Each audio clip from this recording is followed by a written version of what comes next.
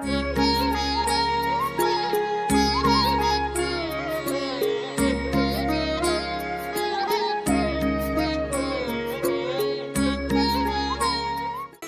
कार्यक्रम के पुण्यार्जक हैं जैन इंटरनेशनल सेवा ऑर्गेनाइजेशन जीसो। निःशुल्क जैन माइनॉरिटी कार्ड प्राप्त करने के लिए 9059054563 व्हाट्सएप पर हाय सेंड करें और अपने नाम के साथ निःशुल्क जैन माइनॉरिटी कार्ड अभी प्राप्त करें। यहाँ पर एक प्रश्न ये आ रहा है, आपने जो इतना डिटेल से समझाया है, क्या रियल में भूत प्रेत या कोई डार्क ओरा, ब्लैक मैजिक ऐसे नाम की कोई चीज होती है? हाँ, हमारी जैन परंपरा के अंदर ऐसा बताया कि बेहतर देव होते हैं, बेहतर देव होते हैं और कई बार अकाल मृत्यु होती है, उनकी आत्माएं भटकती है, वो अपने परिवार को परेशान करती है। और ऐसे मैंने कई लोगों को देखा है। मेरे जीवन के अंदर 1983 में एक लड़की को मैंने देखा कि उसके दिल के अंदर, उसके शरीर में ऐसी आत्मा आती है और वो ऐसा गलत चीज का सेवन करती थी, मैं कह नहीं सकता हूँ। और वो लौटती थी और इतनी लौटती थी, वो जो मांगे उसको दे दो तो ठीक है, नहीं तो घर पहुंचने के पहले ही ऐसी दुर्घटना घटित हो जाती थी कि आप सोच नहीं सकते थे। मैंने जीवन के अंदर देखा है ऐसे लोगों को। ऐसे कई लोग आए हैं मेरे पास अपने जीवन के अंदर। ठीक हुए? हाँ, बिल्कुल ठीक हुए, मैं प्रमाणित कर सकता हूँ। मेरे पास ऐसे कई नाम है, पर ये नाम लेना अच्छी बात नहीं लगती है कि भाई हमने ये किया कि वो किया। मैंने अच्छे लोगों का काम किया। एक व्यक्ति जो 12 सालों से, एक महिला थी भाईंदर के अंदर रहती थी, उनको 12 साल से नींद नहीं आती थी, तकलीफ थी बहुत ही, और मैंने इसी रिंकार का प्रयोग करके उनको ठीक किया। लाखों रुपए दवा के अंदर गए पर वो ठीक नहीं हो पाए। ऐसे कई लोगों का काम है। मैं 40 सालों से एक हमारे एक साचूर के थे, एक लड़का था, कई सालों से बीमार था, पागलपन था और ऐसी स्थिति थी। उसको हमारे 2006 में मेरे पास लाया, मैंने उनको बिल्कुल ठीक करके भेजा। आज ठीक है और आज करोड़पति बना हुआ है और उसने यहाँ पर बहुत लाभ भी लिया है। ऐसे कई लोग हैं जिनका मैं आपको जो नाम नहीं अनुभव है, ये अनुभव, और आज भी मैं गारंटी से कह सकता हूँ कि यदि आपको श्रद्धा भक्ति यदि है और देव गुरु धर्म पर विश्वास है, अपने इष्ट पे अपना विश्वास है, तो मैं गारंटी से कहता हूँ ऐसी कोई असंभव नहीं कि जो संभव न बन सके। आज की दुनिया के अंदर ये संभव है। मंत्र, तंत्र और यंत्र, और हमारी जैन परंपरा में जितने भी मंत्र है वो सब पारसनाथ भगवान के मंत्र है। बाकी के तो हमारे जो भी जो तीर्थंकर सब पूजनीय वंदनीय है, पर ज्यादा जो साधना चल रही है चतुर्विधि श्री संघ के अंदर, वो पारसनाथ भगवान की साधना चल रही है। और पारसनाथ के मंत्र भी बहुत है, पारसनाथ के स्तोत्र भी बहुत है, पारसनाथ के नाम भी बहुत है, पारसनाथ के तीर्थ बहुत है। 1 लाख ऊपर मंदिर है, ऐसा कोई मंदिर नहीं जहाँ पारसनाथ भगवान की मूर्ति विराजमान हो। और भले भगवान महावीर का शासन चल रहा है, पर वर्तमान के अंदर पारसनाथ की महिमा पहले भी थी, आज भी थी और भविष्य में रहेगी। ऐसे पारसनाथ के जो देवी देवता है, धरणेन्द्र, पार्श, यक्ष, पद्मावती, जब अपन पारसनाथ भगवान की आराधना करते हैं और तो वो देवी देवता सोचते हैं मेरा भगवान का भक्त है और ये अभी संकट है, तकलीफ के अंदर है और ये मेरे भगवान की भक्ति, क्योंकि वो भी भगवान के ही भक्त है, वही भगवान के सेवक और अपन भी भगवान के सेवक है,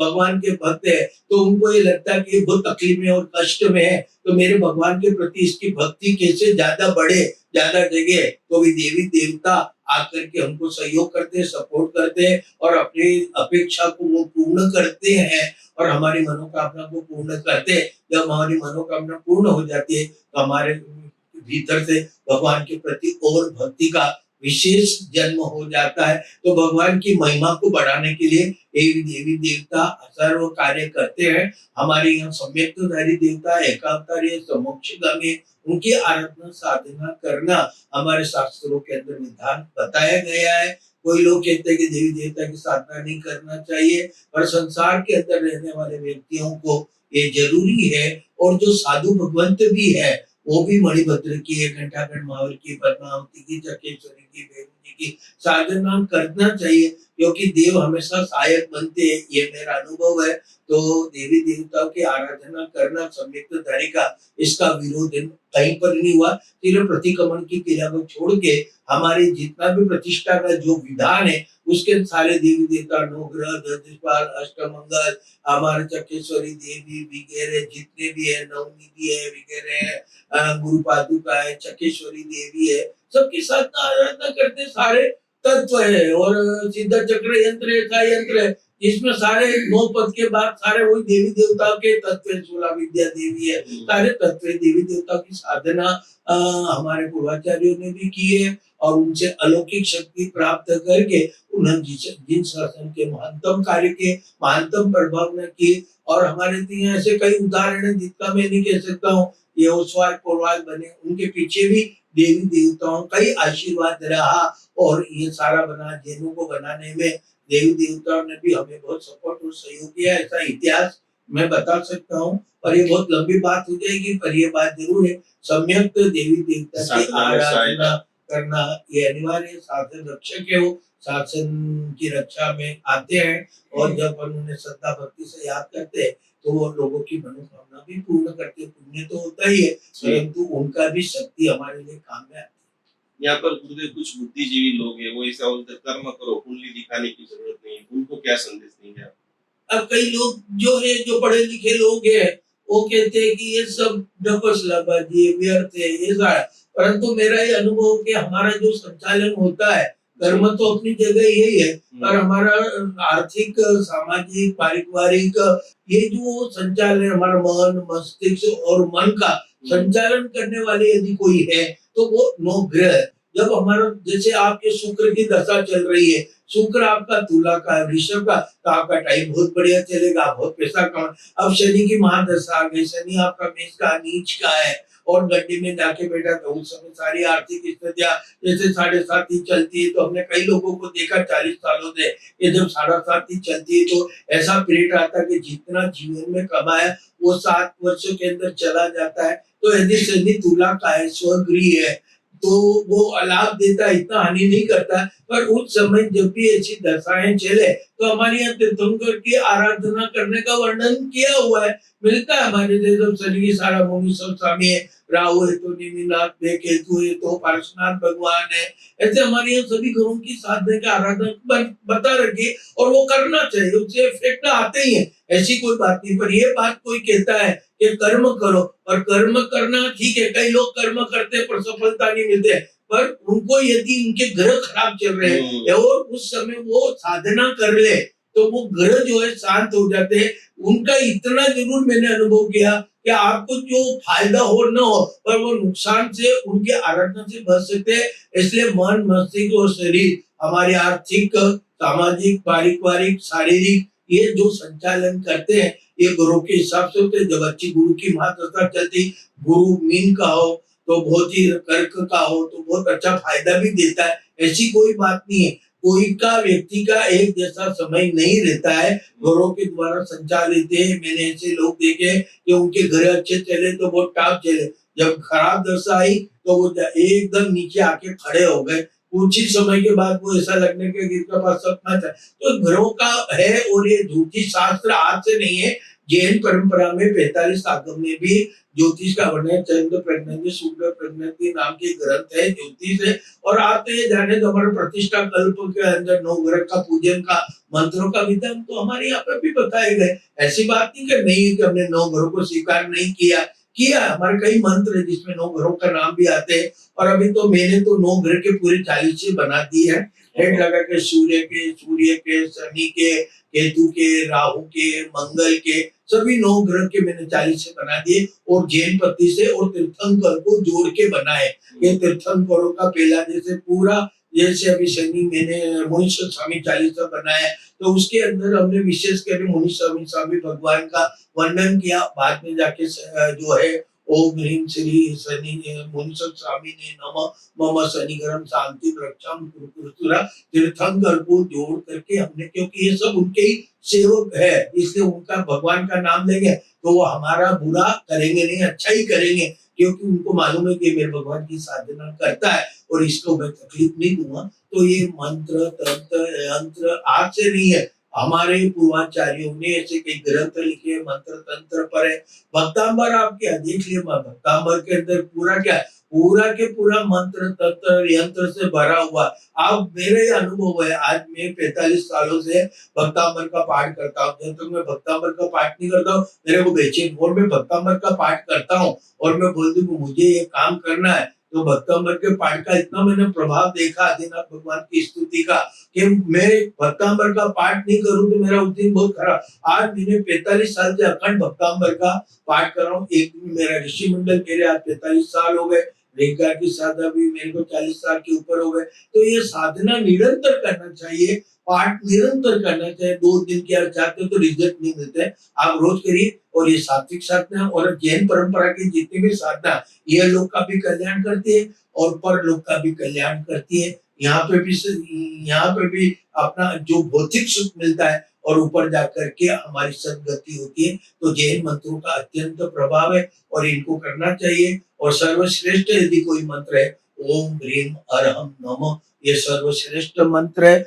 मंत्रों का सम्राट है, मंत्रों का राजा है। और इस मंत्र के आप 1.25 लाख जाप कर लो तो आपके जीवन के अंदर कहीं भटकने की जरूरत नहीं है, कहीं जाने की जरूरत नहीं है, कहीं माथा टेकने की जरूरत नहीं है। और जैन कुल में जन्म लेने वाले व्यक्ति को देव गुरु धर्म को छोड़ के अन्यत्र कहीं नहीं जाना चाहिए। हमारे जैन मंत्रों के अंदर बहुत शक्ति भरी हुई है। एक शांतिकरम स्तोत्र है हमारी जैन परंपरा के अंदर। यदि आप पाठ करो, आपको नींद नहीं आती है, डर लगता है, तो शाम के समय सोते समय उसका 7 बार पाठ कर लो, आपका भय भी चला जाएगा, आपका डर भी चला जाएगा, आपको जो खराब सपने वो भी चले जाएंगे और आपको अनिद्रा की तकलीफ है, 7 बार पाठ करके सो जाओ और आपको नींद आने लगेगी। मैंने नागदा चतुर्मास के अंदर एक महिला थी, 20 साल से नींद की गोली लेती थी। तो मैंने कहा कि 20 साल से गोली लेने बाद नहीं लेती, नींद नहीं है, 2-2 3-3 देती है, तो उसके शारीरिक स्थिति पूरी बिगड़ गई। तो मैंने कहा शक्तिकरण का पाठ कर, और वो रोज शाम को सोते समय शक्तिकरण का पाठ करी।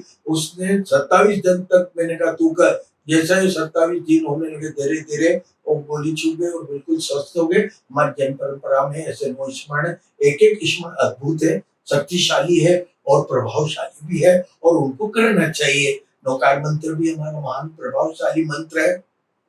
जैन कुल में जन्म लेने वाला को रोज अपने जीवन के अंदर नौकार मंत्र का जाप करे, संकेश्वर, क्योंकि इष्ट होना बहुत जरूरी है। तो पंच प्रमेष्टि है, परंतु हमारा एक विशेष लगाव होता है। जैसे कोई एक व्यक्ति है जिससे अपना प्रेम हो जाता है तो उसको बार बार मिलने की इच्छा होती है, ऐसे ही अपना इष्ट होता है। उस इष्ट से यदि प्रेम और सीने हो जाए तो बार बार उनके स्मरण करने की, उनके पास जाने की, उनकी भक्ति करने की विशेष लगा होता है। तो इष्ट होना जरूरी है और जीवन में गुरु का होना बहुत जरूरी है। इष्ट के बिना तो जो है भ्रष्ट कहलाता है और गुरु के बिना नुगड़ा कहलाता है। इसलिए जैन कुल में जन्म लेने वाले व्यक्ति को अपना इष्ट बनाता है। इष्ट में तीर्थंकर होते हैं, कोई भी तीर्थंकर की साधना न करो। और पंच महावरधारी जो हमारे साधु को बोलते हैं अपना गुरु, क्योंकि जीवन में मैं लोगों को कहता हूँ आपके फैमिली डॉक्टर है, फैमिली वकील है, फैमिली सीए है, तो एक फैमिली साधु भी रखना अत्यंत जरूरी है जो संकट के समय आपका मार्गदर्शन कर सके। तो देव गुरु धर्म की आराधना करने वाला,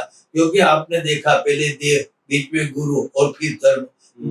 जो गुरु जो है वो धर्म के मार्गों को भी बताता है और आपको तीर्थंकर के मार्गों को भी बताता है। दोनों काम, तीर्थंकर को से जोड़ना और धर्म से जोड़ने का काम साधुपद करता है। इसको बीच सेंटर का नमो संवत सामनम भी है, 9 पद है। उन 9 पदों का यदि महत्वपूर्ण यदि कोई पद है तो नमो लय संवत सावनम है, क्योंकि आचार्य उपाध्याय ये तो डिग्री है, पर तीर्थंकर बनने के पहले उनको साधु बनना चाहिए। तो जीवन के अंदर जैन परंपरा के अनुसार कोई भी गुरु अपने जीवन में होना जरूरी है, ताकि हमारे संकट के समय, दुख के समय, कोई भी समय आपका मार्गदर्शन करके आपको धर्म के मार्ग पर जोड़े और आपको इसे आराधना बताए कि जिनके कारण सारे दुख, सारे कष्ट, सारे आपत्ति टले। आराधना साधना जैन धर्म के अंदर बहुत बताई गई है और सब लोगों को धर्म करना चाहिए, क्योंकि मेरा अनुभव है कि प्रेम के कारण आदमी जिंदा है और धर्म के कारण सुखी है। इसलिए परिवार में प्रेम भी होना चाहिए और हर परिवार में धर्म की साधना है। और जो धर्म करता है वो जीवन में कभी दुखी नहीं होता। दुखी हो भी जाए तो वो दुख ज्यादा समय नहीं रहता है। इसलिए अपने घरों में हमारे होना, धर्म की आराधना होना अत्यंत जरूरी। हमारे गुरुदेव बहुत सारे दर्शकों के सवाल है, उनको अपने लाइन के अंदर देंगे। घर घर के अंदर बीमारियां गुरुदेव बढ़ गई है, इसको आप कैसे देखते हैं और कौन सी ऐसी शुरुआत आज आपका वीडियो देखते ही स्टार्ट करें? किसी के घर में 4 गोलियां है, किसी के घर में 5 गोलियां है, सुबह में गोलियां है, रात को गोलियां है। कोई ऐसा स्तोत्र या कोई ऐसी टेक्निक है जिनसे आदमी स्वस्थ रहे?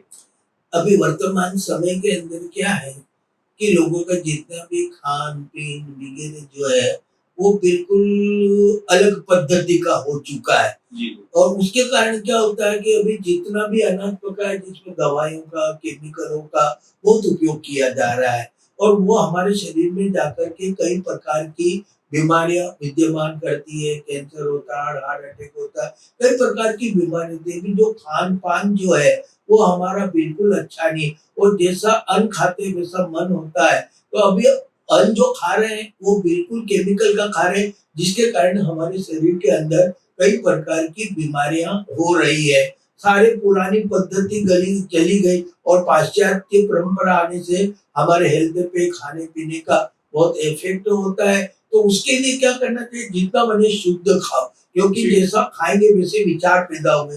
हमारे यहाँ कहते हैं मानसम बुद्धिमान, जैसा मनुष्य सोचता है वैसा बन जाता है। तो खान पीन का भी हमारे शरीर पर विशेष पड़ता है। तो जितना बने उतना सात्विक खाना खाओ। यदि आपके पास कोई बीमारी है, बीमारी आ गई है, रोग नहीं है, उस समय आप कई प्रकार के जो है दवाइयों पे निर्भर हो जाते हैं। मैंने ऐसे लोग देखे हैं कि जिनको कैंसर जैसा रोग हो गया है तो उन्होंने नमस्कार महामंत्र की आराधना की, 24 ही घंटा आराधना करते। एक व्यक्ति थे उनको ब्लड कैंसर हो गया और उन्होंने बहुत इलाज कराया।